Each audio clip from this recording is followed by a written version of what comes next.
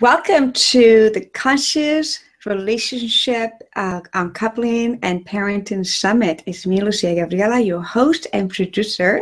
And today we have an amazing speaker with us, which she is so much full of joy, fun, and ecstasy. And I love her so much. She's so cool. So her name is Anita Teresa Boeninger. And she is an integrative sexuality educator and founder of the groundbreaking Sex and Medicine Summit. She spent 10 years training with renowned masters of various mind-body traditions and has been working in the field of alternative healing since 1999. Woohoo! She has appeared on the Dr. Oz show, BET, and has been interviewed on Dr. Radio, News 12, and that New Jersey, I believe, Your Beautiful Child Radio, and many others, sharing her expertise on vitalizing practices and sexual well-being. She presented alongside physicians at the biannual Heal Thy Practice Conference, the East Meets West Medicine Fest, and served as an expert panelist for the Queen County Lawyers Wellness Program, the Hungarian Consult, and Women's Retreat in Negril, Jamaica, and others. So welcome. Let's welcome Anita into our summit. Thank you, Anita, for saying yes to this and having this passion of sharing your wisdom with our audience today. Yeah, thank you for having me. It's such a pleasure. Yay. So in our journey, we would like to explore with you and ask you this question, like, how did you start on this journey of conscious relating and also sexuality? I think it began when I was going to church back when I was an adolescent. And I noticed that for some reason, when I went to church, that was the most erotic place for me. It's where I had the most erotic fantasies. It's where I felt the most turned on and alive. And I was raised in the charismatic Christian tradition where there's a lot of expression, there's a lot of emotion, there's a lot of passion. People at the altar crying, falling over, speaking in tongues. And what I realized many years later, having gone through a huge, long inquiry around spirituality and religion and studying everything I could get my hands on, is that there really was a connection between spirituality and sexuality. That there never was a separation to begin with, but only in our minds or only in the dogmas that have been handed down through more recent religions. So it was always there, and I always felt very ecstatic and devotional in the way that I related to God and Jesus, and then that just sort of expanded over the years into inquiry into Tantra and Taoism and other spiritual traditions, and deeply inquiring in my own experiences, having initiations with different masters and with different lovers, and just beautiful experiences that led me deeper into that connection between Eros and spirit. And then I started working in a hospital setting with surgical patients and with all sorts of different people healing from surgery or from an illness.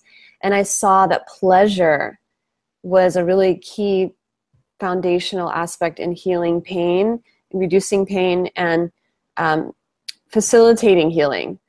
So as I was teaching dance and yoga and different beautiful practices in the hospital with women with chronic illness, I found, oh my God, you could see in their faces when they opened up to their sensuality that it was healing, that they wouldn't feel pain, that they would be in ecstasy. And some of them were in wheelchairs, some of them could barely move their bodies, but going into that state of trance, of spiritual trance, ecstatic trance, was fundamentally healing. So that has taken me to many places where I've brought the message of pleasure and sensuality are healing forces, are medicines. And that's how I ended up creating the Sex and Medicine Summit, was to bridge the world of health and wellness with the knowledge around the sexual arts, sexual healing paths like like Tantra and Taoism. Mm. Yummy. Yeah.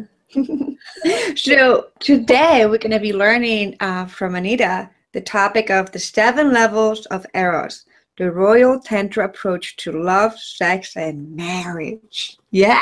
Mm-hmm. Woohoo! Yeah. So let's do this. Let's get into your amazing presentations and see you for question and answers after that. So I'm going to speak today about something that's quite out of the ordinary, which you probably haven't heard much before about, but it's from the tradition of Royal Tantra, a branch of Tantra that has to do with the art of relationships. And specifically today, I'm going to speak about the 7 levels of Eros, the Royal Tantric approach to love, sex, and marriage. And this is beautiful knowledge that I was given through a school that I studied with and 2 masters of feminine wisdom and Royal Tantra. So I'm really honored to be able to share this today because it was given to me by verbal transmission. This is not something you can read in a book or find in a yoga studio, and it's very special. So basically, in earlier days when there was a royal class, which I guess you could still say exists today in different ways, there were people that had the desire to actualize themselves beyond just the normal, ordinary default levels of having a home and having children, and they wanted to go as far as possible into the path of self-actualization. And so they there was already existing many spiritual traditions like yoga, and there was a whole backdrop to what gave birth to Royal Tantra. But basically, what they discovered is a pathway to marry at all 7 levels of our being. And you've probably heard of the chakra system. That's corresponding to 7 different aspects of ourselves, also physiologically different neural plexuses in our body, different qualities that we have. So this specific teaching is for people that are interested in relationship as a vehicle for self-transformation, for self-exploration, for the dynamics of using the relationship as a catalyst for your own realization. And it's a beautiful way to think about how we can evolve our current notion of marriage beyond what our standard default model is in our current time, and to see marriage as something that is sacred as a vehicle for transformation and growth. So I'm going to go through each of these chakra centers and speak about what it looks like to have marriage at each center. So we're going to start from this one, the marriage at the root, the base level. This is when 2 people share a physical dwelling. They share a home. They are connected through sort of in a tribal level. Maybe they have family in common, or that their families have come together. So it's very practical. It's very material. It's very here and now. It's just simple. Marriage at this level is a man and a woman, or 2 people dwelling together, sharing a home together, which is what most people do when they get married. They share a home together. The second level is at the sexual center, Svadhisthana, which is the seat of sexual energy. It's what we think of by default as when 2 people are together, they're going to have a sexual connection. It's not necessarily always going to be the case. So why are there so many sex therapists and sex coaches and columns and books about sex? It's because this is an area of life where there is a lot of confusion and questioning and suffering, unfortunately, and many married couples actually aren't having sex, or they aren't having fulfilling sex. So when there's real marriage at this level, there is consistent life force moving through. There's Eros moving through this center that both people have fully open. With the chakra system, many of you probably have heard of the notion of you have an open chakra or you have a blocked one. But there's actually 3 states that a chakra can be in. It can be closed, it can be open but blocked, and it can be emanating. So the ideal state is when it's emanating, when there's life force moving through, there's arrows moving through these aspects of yourself, these qualities of yourself, both on the physiological level and also at the level of the qualities, the more in the invisible aspect, the qualitative aspect. So with the sexual, if you're married at the sexual center, according to this tradition, this is fully open and fully emanating. Both of you have a full exchange of sexual energy. Marriage then at the will, so the 3rd chakra is known as the Manipura, or the will center, our center of personal power. It's where career is generated, it's where money is generated, it's where we have confidence, we have self-worth, all of those things. The will to thrive, the will to power, the will to act and do things. And so as a married couple, or as 2 partners coming together at this center, it's when 2 people have aligned their will. They both want the same thing. They both are moving in the same direction, and perhaps they're both in action around the building of what they desire together. So that could be also building a business together. That could look like building a real home together. So this is a little different from just marriage at the root, the Muladhara, where it's you share physical resources. Here you're sharing more, it's moving more in the direction of purpose. So when 2 people are married at the will, they share an extremely powerful bond. And some say that it's even stronger than the sexual bond. The will, marriage at the will can also, a similar type of bond is like 2 warriors going into battle together. The bond between brothers is extremely powerful. People will say, returning from war, that the only reason they made it through the war was because they were fighting for their fellow soldier. They only lived to die, or died to live, or lived to die for their fellow brother or sister on the battlefield. And that's the fullest expression of the will center, the Manipura chakra, is being willing to die for someone that you love. So it's a very, very strong connection. Also, when a man and a woman, let's say, work together, they're not married, but they work at their job together, and they go through a lot of challenges together, and they develop that bond. It's just a warrior bond. It's the bond of 2 people working toward a common goal.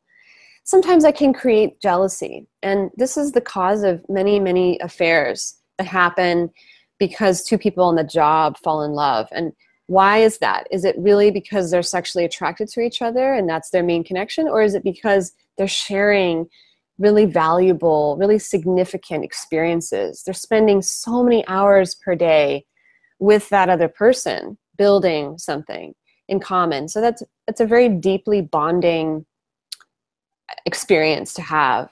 So if you're noticing that your partner is bonding with someone else through that center, there are ways that you can also build together. You can find ways to build your home together, to build your sexual bond together. And we'll go on to the other centers as well and talk further about this.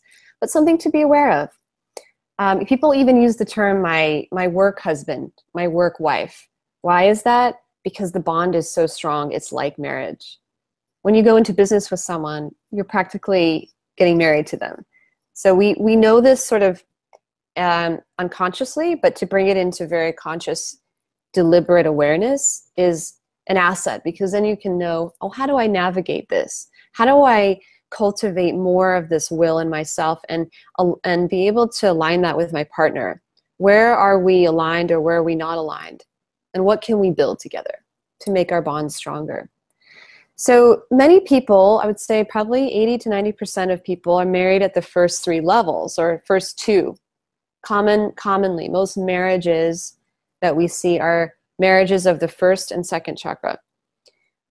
When you are married to the second chakra, another aspect of that is having children. That's another expression of that marriage.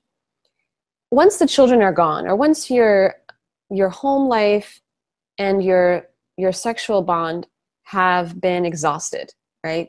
We see this many, many times, then the marriage is over. The marriage dies. There's nothing further to keep it alive unless you're able to build something together. If you can continue to graduate and evolve the marriage into more and more centers of expression, you'll have a stronger marriage. You'll have something that will last for a lifetime.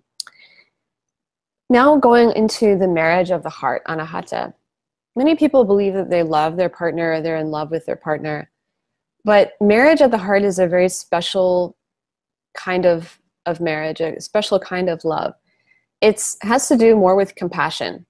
You may think you love your partner, but sometimes we get frustrated, we get impatient, we lack grace with our partner. And so marriage at the heart is a call to more compassion. It's a call to deeper patience. It's grace. It's having grace. We all mess up. We all do things that are irritating to each other. We all need to extend that grace to one another. So marriage at the heart is really a marriage of you within yourself being more and more compassionate, increasingly compassionate, and showing that same compassion to your partner. That kind of marriage is extraordinary, and it's actually quite rare. According to the teachings, very few people, only a small percentage of people actually achieve marriage at the heart level. Why is that? Because we let resentment come in, we let doubts come in, we let fears come in. And if you're committed to this path of Royal Tantra, you committed to the path of self-actualization. It's a committed path of the heart, ultimately, of awakening the heart, of going deeper into the heart, of being realized at the level of grace and finding out through thick and thin, enduring through difficult times and in standing by and committing. And these sound like very cliche things, but over time, that if you can find the deeper aspects where more things are refined, more of the old wounds get healed, the longer you stay in the game, it's a chance for you to heal as opposed to become more hurt. There's, of course, a lot more we could say about all of these, but this is really an introduction to the path of Royal Tantra.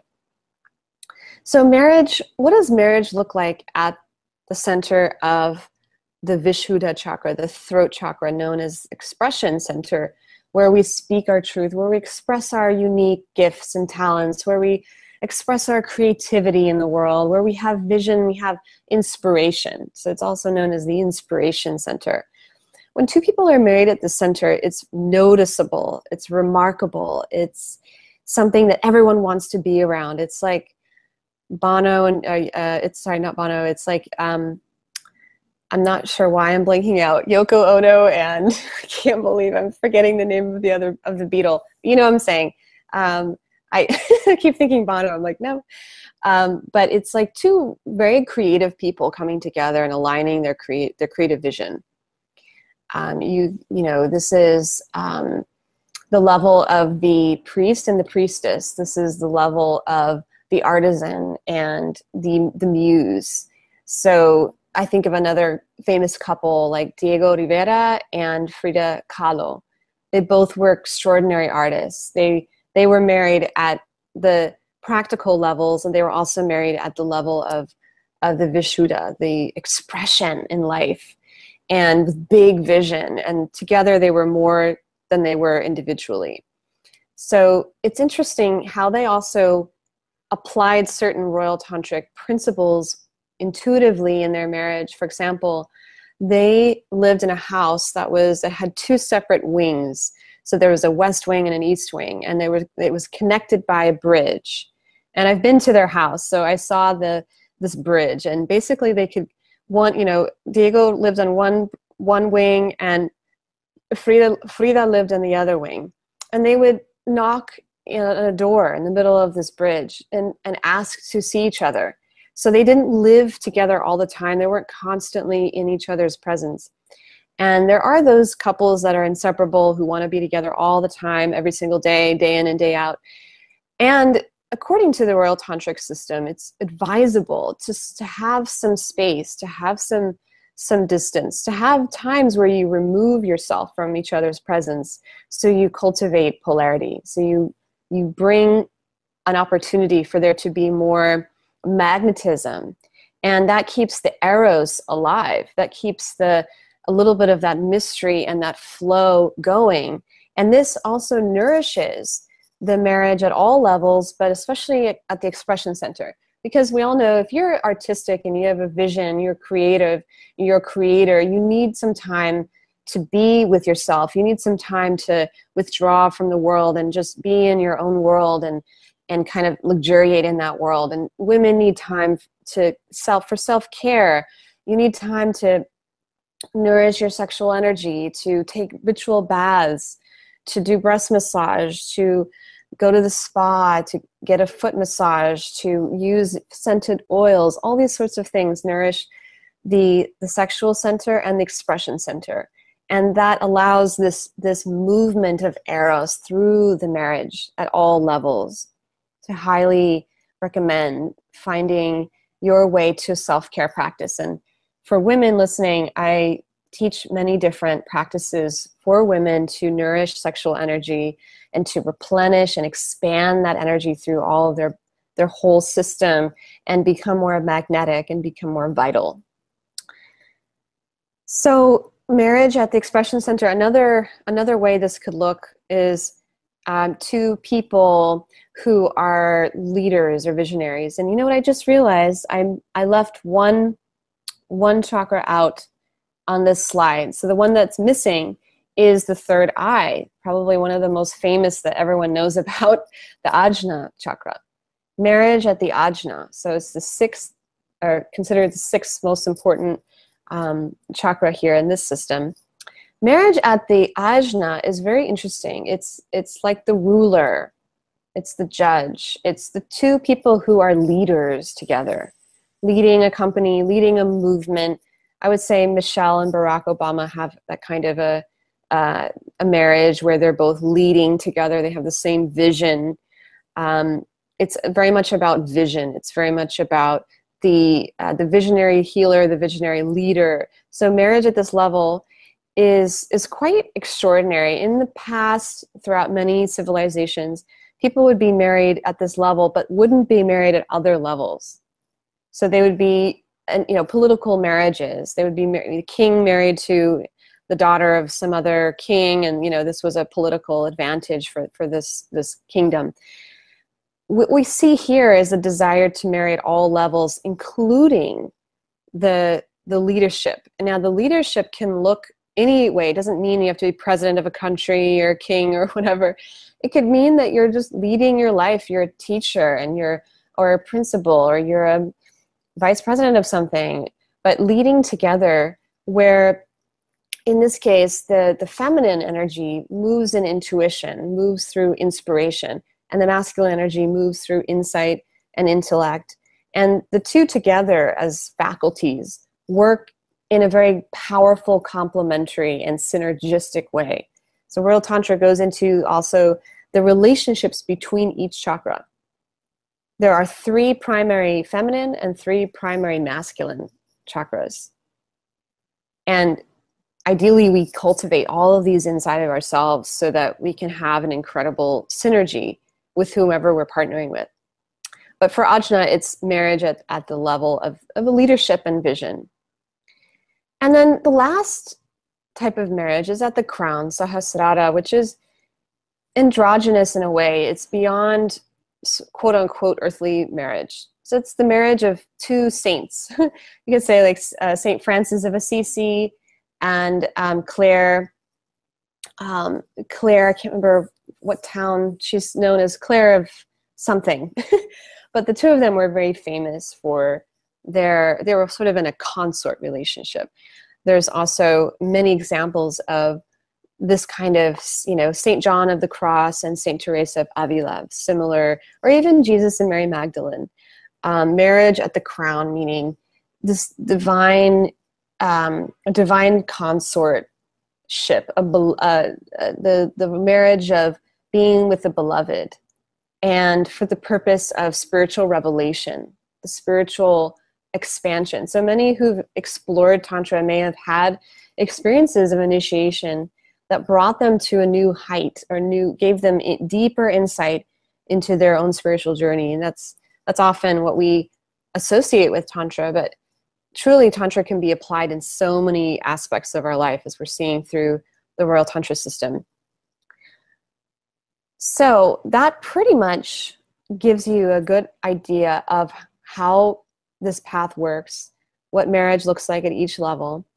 And of course, there are many more details, there are many more specifics.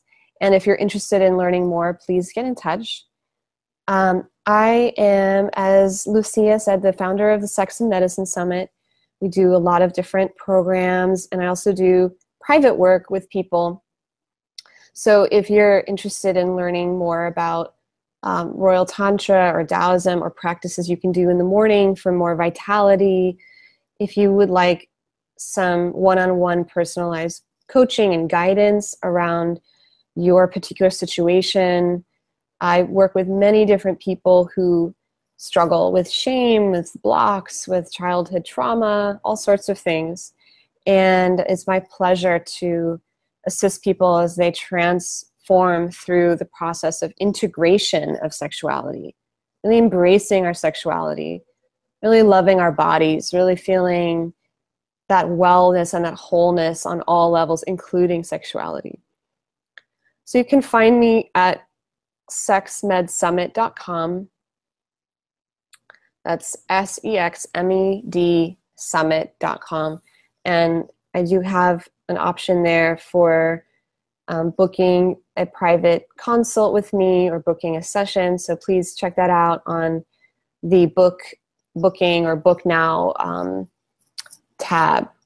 So thank you so much. That was incredible. I am so, wow, I learned more. I'm excited when I learn more every day. I was not aware of this, the levels of marriage. And it's like, it's just beautiful. Like, I think I heard it one time, but I never really show it like in a presentation like this, which you made it very nice, beautiful, and juicy. And also I was able to understand it. I love when I can understand things very easily. Yeah. Yeah. So let me ask you this.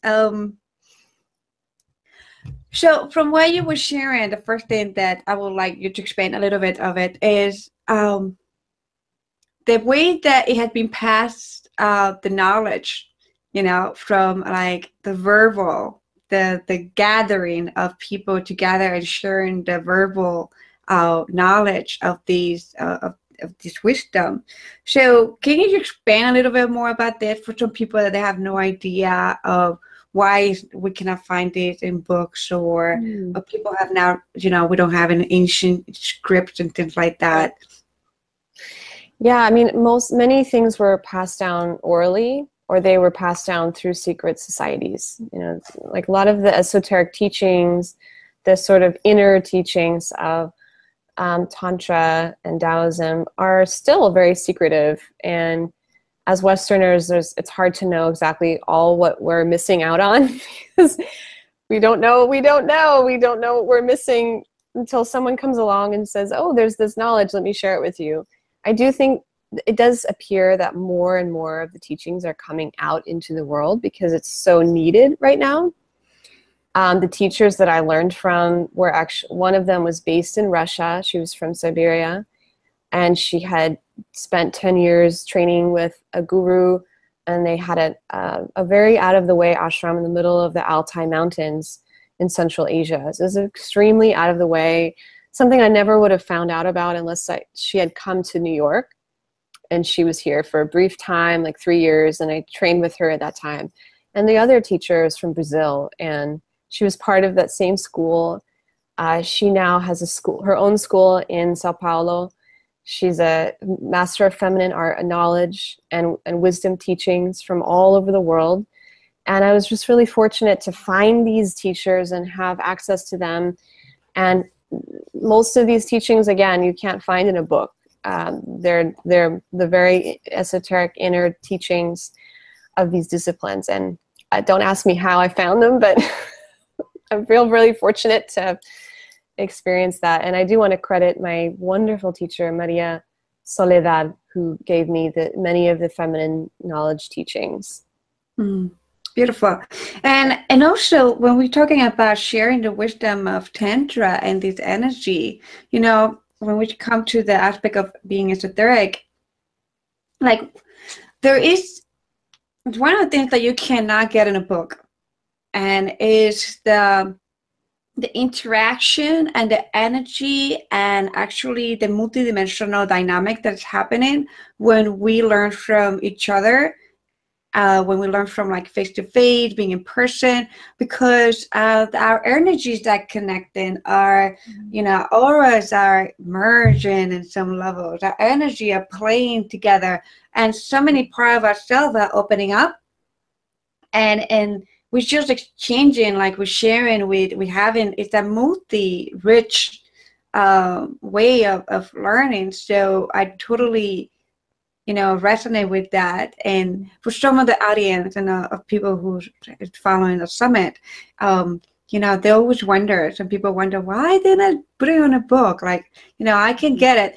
And we know, right? Like so many people come to us like, well, I read these 10 books of Tantra. I still don't get it. And we're like, yes, the book is, you know, as much as we desire to share in detail, we can't. It's something that we need to experience. And what I love about this summit is that the reason why we wanted to make it like multi-sensory in so many ways is because we can feel your energy. We can feel the energy of each other, and I believe, because we're living in this beautiful technology, that these energies just transmitting, and yeah, I just feel like it was a great way to pass it on, these beautiful royal teachings that you have shared with us. So when I was surprised when you mentioned when you talk about when you said that when I hear saying the aspect of the third chakra, the marriage at the will center. It makes so much sense. I was like, yeah, this makes so much sense. And it was just, you know, like when you mentioned that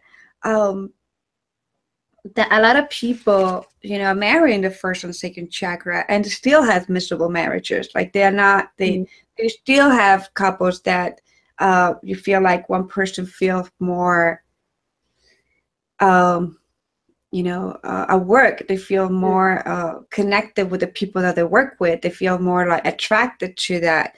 So it kind of like, it really hit home at so many levels, because it was just interesting for me to really understand that. And also to the one at the, we're talking about the expression center. So I would like you to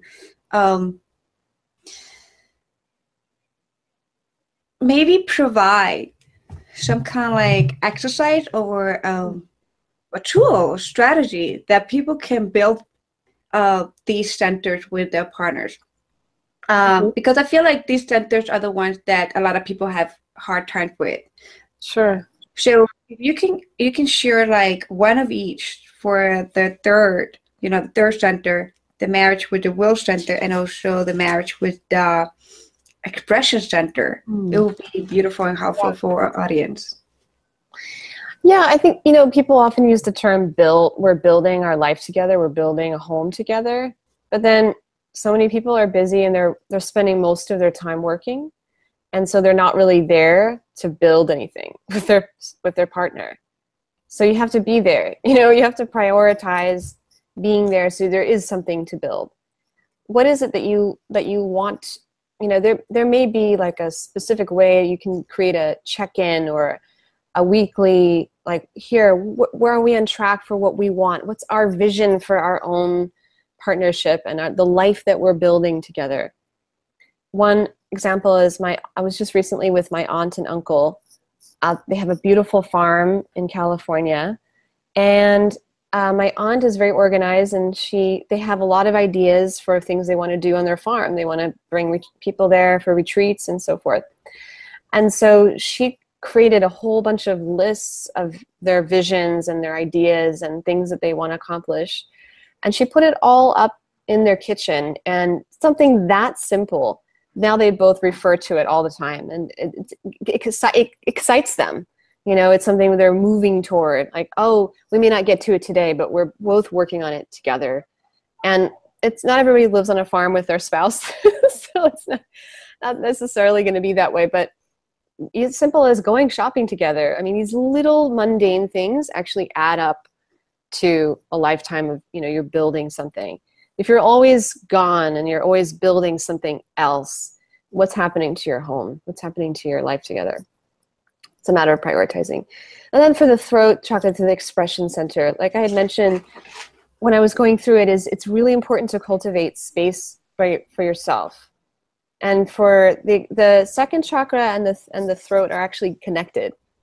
So one example is like when you hear Michael Jackson singing, he's singing with a lot of sexual energy. There's tremendous verve. There's tremendous magnetism.